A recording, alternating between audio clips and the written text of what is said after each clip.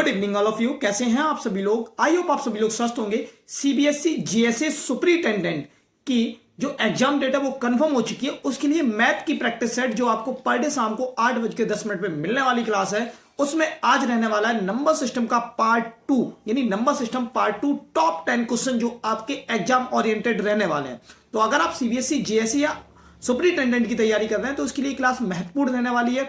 एक एक question previous year based रहने वाला है। तो अगर आप पहली बार यूट्यूब चैनल पर विजिट कर रहे हैं तो चैनल को सब्सक्राइब जरूर कर लें, और सीबीएसई जीएसई की तैयारी के लिए आप मैथ का ये प्रैक्टिस सेट लगाना ना भूलें। तो देखते हैं, सबसे पहले क्वेश्चन से स्टार्ट करेंगे। एक एक क्वेश्चन बहुत इंपॉर्टेंट रहने वाला है, और पहली क्लास कल हुई थी, आज सेकंड क्लास है, और पर डे आपको ये क्लास 8:10 पर मिलने वाली। तो चलते हैं, देखते हैं क्वेश्चन अपने। तो क्वेश्चन नंबर 1 जो है वो हमारे पास बोल रहा है 729 इंटू 562 प्लस 155 का इकाई अंक क्या होगा। यहां पे हमसे यूनिट प्लेस पूछा जा रहा है इस क्वेश्चन में। तो हम क्या कर सकते हैं, हमें यूनिट प्लेस पूछा जा रहा है तो यूनिट प्लेस का इंटू करो। 9 2 जा 18 होता है 8, और 8 में जब 5 जोड़ोगे तो कितना हो जाएगा, 8 5 13, 13 का यूनिट प्लेस भी 3 आ जाएगा। ऑप्शन नंबर जो 1 होगा वो एकदम आपका करेक्ट आंसर हो जाएगा। Question number second, question number second कह रहा है कि निम्न व्यंजन का इकाई अंक क्या होगा। इतने बड़े नंबर में हमें देखना है कि इकाई अंक क्या होगा। तो हम देखते हैं, देखो अगर हमारे पास यहां पे सभी में मल्टीपल लगा हुआ है और लास्ट में जीरो भी है, तो जब किसी भी संख्या का जीरो में इंटू करते हैं, कोई भी कितनी भी बड़ी संख्या हो, जीरो का जब इंटू करेंगे तो अंतिम अंक जीरो ही आएगा। तो इसका यूनिट प्लेस ऑप्शन नंबर 4 हो जाएगा, जीरो। ओके, अगला क्वेश्चन है क्वेश्चन नंबर 3। क्वेश्चन नंबर 3 कह रहा है कि 974581297426 निम्न में से किससे विभाज्य है। ये जो नंबर है वो पूछ रहा है कि किससे डिविजिबल है। तो हमारे पास ऑप्शन गिवन है 6, 11, 4 और 9। तो जो हमने फर्स्ट पार्ट किया था उसमें हम लोगों ने क्या किए थे, डिविजिबिलिटी रूल सीखे थे, सारे डिविजिबिलिटी रूल सीखे थे। तो अब हम उसी के हिसाब से देखेंगे। तो 6 का जो डिविजिबिलिटी रूल होता है वो होता है कि जो नंबर 2 और 3 दोनों से डिविजिबल होगा वो नंबर 6 से डिविजिबल होगा। जो नंबर 2 और 3 दोनों से होगा वो 6 से होगा। और 4 का था जिसके अंतिम के दो अंक 26, 26 4 से डिविजिबल है नहीं है, तो ये नंबर 4 से डिविजिबल तो नहीं होगा।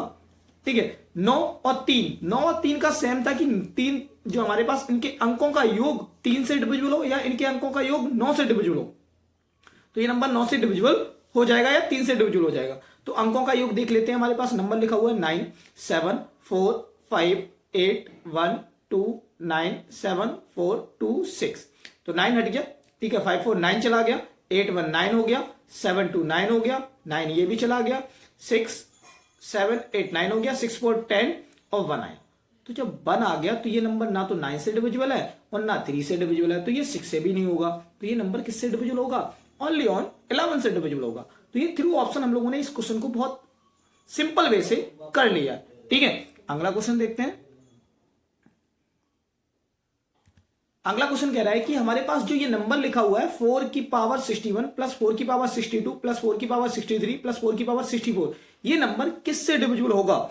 जब ये क्वेश्चन आते हैं एग्जाम में ना तो सर तो घूमेगा बिल्कुल भाई, लेकिन अगर मैं आपको बताऊं ना, ये सिंपल, इस क्वेश्चन को सबसे सिंपल वे से करेंगे। कैसे, देखो अगर हमारे पास 4 की पावर 61 है प्लस 4 की पावर 62 है प्लस 4 की पावर 63 है और प्लस 4 की पावर 64 है।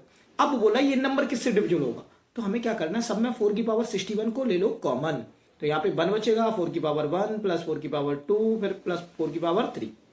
अब देखो 4 की पावर 61 यहाँ पे आ जाएगा 1, यहाँ पे आ गया 4, यहाँ पे आ गया 16, यहाँ पे आ गया 4 का 64, 4 की पावर 61। जब इनको सम करोगे 16 4 20 और 65 85 हो जाएगा। अब 85 जो होगा 85, तो ये नंबर 3 से 8 5 13 होता है, 13 होता है ना, तो 3 से तो ये नहीं होगा, 5 से हो जाएगा। ये नंबर 5 से डिविजिबल हो जाएगा। किससे हो जाएगा, क्योंकि 85 जो है वो 5 से डिविजिबल है, तो ये नंबर 5 से डिविजिबल हो जाएगा। 12 से इसलिए नहीं होगा क्योंकि 12 में 4 और 3 आना चाहिए था, तो 4 तो आ रहा है पर 3 अवेलेबल नहीं है। जब 3 अवेलेबल नहीं है तो ये नंबर 12 से नहीं होगा। ऐसे 11 का कोई मल्टीपल ही नहीं दिख रहा है, तो ये 11 से नहीं हो सकता। आंसर ऑप्शन नंबर जो सेकंड बनेगा वो एकदम परफेक्ट आंसर बनना है आपका, ऑप्शन 5। ठीक है, अगला क्वेश्चन देखते हैं।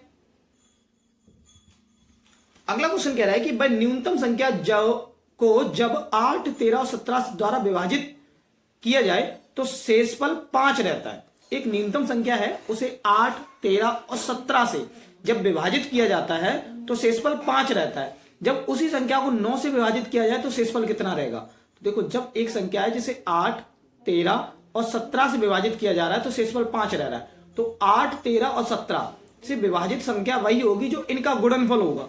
ठीक है, तो 8, 13 और 17 का संख्या वही होगी जो इनका गुणनफल होगा। तो हम क्या करेंगे, 8 इंटू 13 इंटू 17। ठीक है, उसके बाद इसमें शेषफल 5 रह रहा था, शेषफल 5 रह रहा था तो इसमें 5 और जोड़ दो, और इस नंबर को हमें 9 से डिवाइड करना है। किससे डिवाइड करना है? 9 से। तो अगर हम 9 से डिवाइड करना है तो शेषफल पूछ रहा है कितना आएगा, तो हम इससे जब इसको कट करेंगे तो मेरे पास कितना आएगा? -1।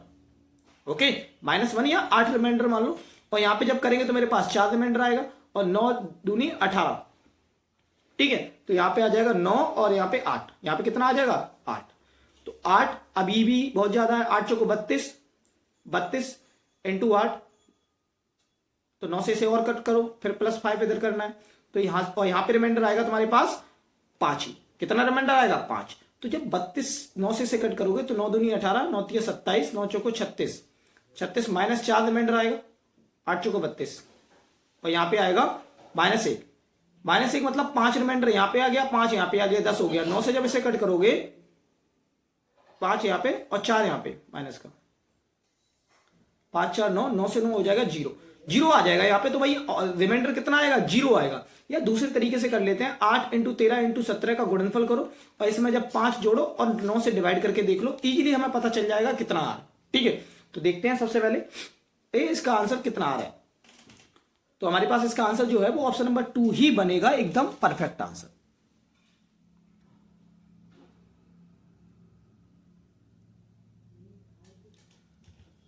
अगला क्वेश्चन है, निम्नलिखित में से कौन सी संख्या 4 की पावर 12, 4 की पावर 12 प्लस 4 की पावर 13 प्लस 4 की पावर 14 प्लस 4 की पावर 15 से पूर्णतः डिविजिबल होगी? तो यहां पे भी हमें जो हमने पहले क्वेश्चन में किया था वही कॉन्सेप्ट यहां पे भी अपनाना है। 4 की पावर 12 कॉमन ले लो, और यहां पे बचेगा तुम्हारे पास 1 प्लस 4 की पावर 1 प्लस 4 की पावर 2 प्लस 4 की पावर 3। अब देखो, 4 की power 12 plus 1 plus 4 plus 16 plus 64, और ये तो अभी हमने प्लस किया ही था तो इसका 85 आ रहा था, इंटू 4 की पावर 12। अब देखो, ये 3 से तो था नहीं, 11 से था नहीं, 17 और 7, 7 से है नहीं, 17 पंचे 85 होता है, 17 इंटू 5 करोगे तो 85 आ जाएगा। तो ये नंबर 17 से डिविजिबल होगा। किससे हो जाएगा? 17 से। तो ऑप्शन नंबर जो 4 बनेगा वो एकदम करेक्ट आंसर इसका बन जाएगा। अगला क्वेश्चन कह रहा है कि जब किसी संख्या को 45 से विभाजित किया जाता है तो शेषफल 21 प्राप्त होता है। जब उसी संख्या को 15 से विभाजित किया जाए तो शेषफल कितना प्राप्त होगा? देखो, जब किसी संख्या को 45 से डिवाइड किया जाता है तो रिमाइंडर के तौर पे हमें क्या मिलता है? शेषफल के तौर पे हमें मिलता है 21। और जब उसी संख्या को 15 से, तो 15 का ये मल्टीपल है, पहली क्लास में हमने यही समझाया हुआ कि 15 का ये मल्टीपल है। जब 15 का ये मल्टीपल है तो सीधा इसको डिवाइड कर दो 15 से, तो 15 एकन 15, और हमारे पास 6 रिमाइंडर आ जाएगा, ऑप्शन नंबर 1 बन जाएगा। ठीक है, तो कॉन्सेप्ट ये होता है इसका कि जब भी हमारे पास कोई नंबर बोला जा रहा है और दूसरी संख्या से डिवाइड करना है, तो अगर ये इसका मल्टीपल है, 15 का ये मल्टीपल है, पहला वाला नंबर दूसरे वाले का अगर मल्टीपल है तो सीधा रिमाइंडर में डिवाइड करो दूसरे वाले से, सीधा रिमाइंडर निकल आएगा। तो 21, 15 से 21 को डिवाइड करो तो हमारे पास रिमाइंडर 6 बचेगा। आके ऑप्शन नंबर 1 आंसर इसका करेक्ट हो जाएगा।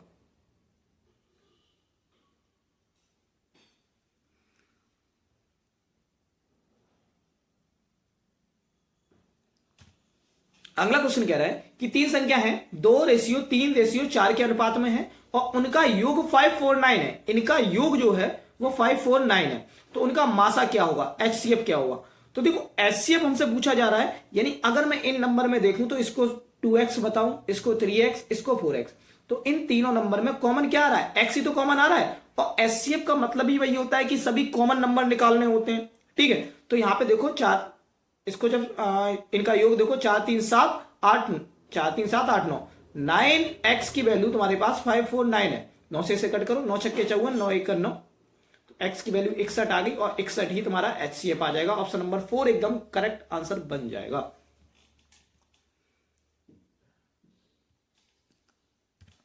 अगला क्वेश्चन कह रहा है कि एक 13 अंक की संख्या जो ये गिवन है ये 72 से डिविजिबल है। तब 5x प्लस 3y का अधिकतम मान क्या होगा, यानी x और y का हमें अधिकतम मान लेना पड़ेगा, तभी तो हमारे पास 5x और प्लस 3y का अधिकतम मान आएगा। तो हम इस नंबर को देखते हैं, हमारे पास नंबर काफी बड़ा लग रहा है, 13 अंक का है, 10507x132192565। ये नंबर जब 72 से डिविजिबल है, 72 से डिविजिबल है, तो ये नंबर 72 का, अब 72 का डिविजिबिलिटी रूल तो पता नहीं है, तो हमें ये नंबर 8 और 9 से डिविजिबल होगा, तो ये वो नंबर 72 से डिविजिबल होगा। जो संख्या 8 से और 9 से डिविजिबल होगी वो नंबर भी 72 से डिविजिबल होगा।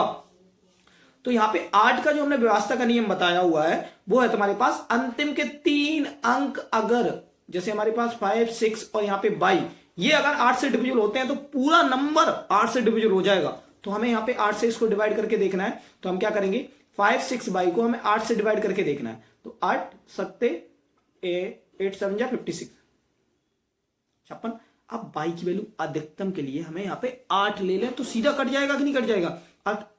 तो 22 की वैल्यू हम अगर यहाँ पे क्या ले लें 8, तो ये 8 कट जाएगा, यानी 22 की अधिकतम वैल्यू कितनी आ गई, 22 की अधिकतम वैल्यू आ गई हमारे पास 8।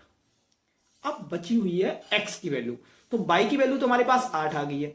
अब x की वैल्यू निकालने के लिए हमें क्या करना पड़ेगा, x की वैल्यू निकालने के लिए हमें क्या करना पड़ेगा कि हमें 9 का डिविजिबिलिटी रूल चेक करना पड़ेगा। और 9 का डिविजिबिलिटी रूल जब हम चेक करते हैं तो 9 का पेयर देखते हैं, तो देखो क्या बनेगा, सबसे पहले देखो 6 और 3, 9 बन गया, 9 ये चला गया, 8 1 9 ये भी चला गया, ठीक है, 5 और 7 और 2 9 ये भी चला गया, 5 5 10 10 और 11 12, 12 का होता है 3 और 3 प्लस x, तो x की वैल्यू अधिकतम कितनी रखें जिससे 9 से डिविजिबल हो जाए, तो 3 तो है, अधिकतम हम 6 रख सकते हैं, कितनी रख सकते हैं 6, तो x की वैल्यू आ गई 6, x की वैल्यू 6 आ गई। अब इसे सॉल्व करना था, हमारे पास क्या था,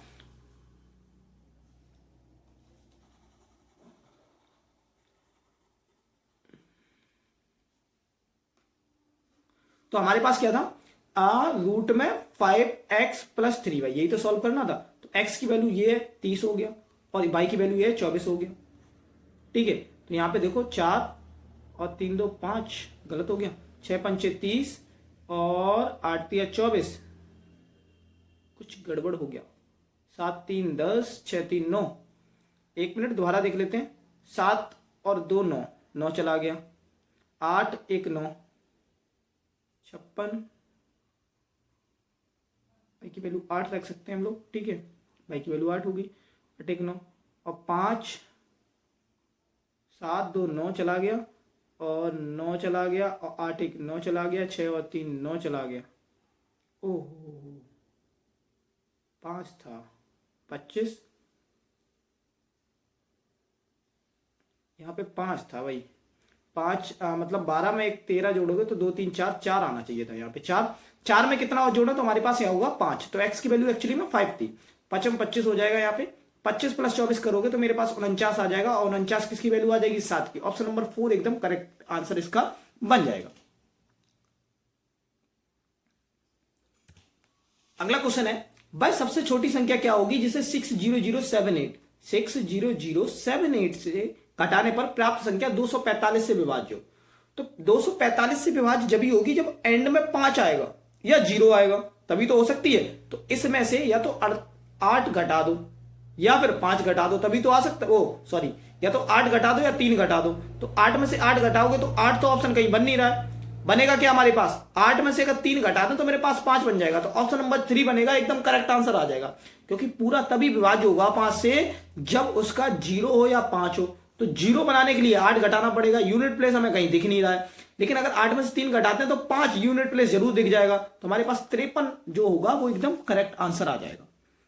तो ये थे टॉप 10 क्वेश्चन, बाकी मिलते हैं नेक्स्ट क्लास में, तब तक के लिए जय हिंद जय भारत।